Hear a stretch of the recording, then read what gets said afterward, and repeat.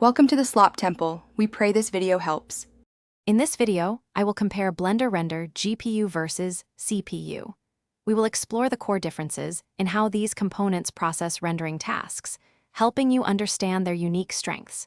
You will learn about the key factors that influence rendering performance, enabling you to make informed decisions for your projects.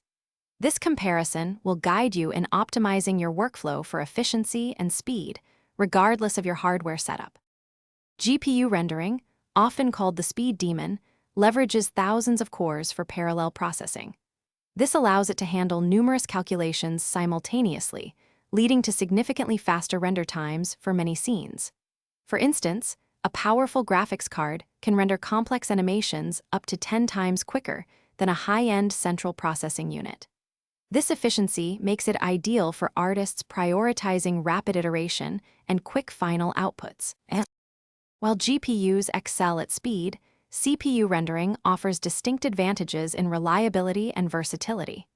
Central processing units typically provide greater memory capacity, which is crucial for handling extremely complex scenes with millions of polygons and extensive textures.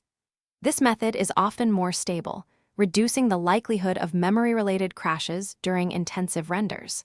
Furthermore, certain advanced rendering features and specific effects are still better optimized for CPU processing, ensuring broader compatibility. Choosing between GPU and CPU rendering ultimately depends on your specific project needs and available resources. Consider the complexity of your scene. If it involves vast amounts of data, a CPU might be more suitable. For speed-critical projects, a powerful GPU is often the better choice. Evaluate your current hardware and budget, then optimize Blender settings to best utilize your chosen rendering method, ensuring the most efficient workflow for your creative endeavors. Thanks for watching.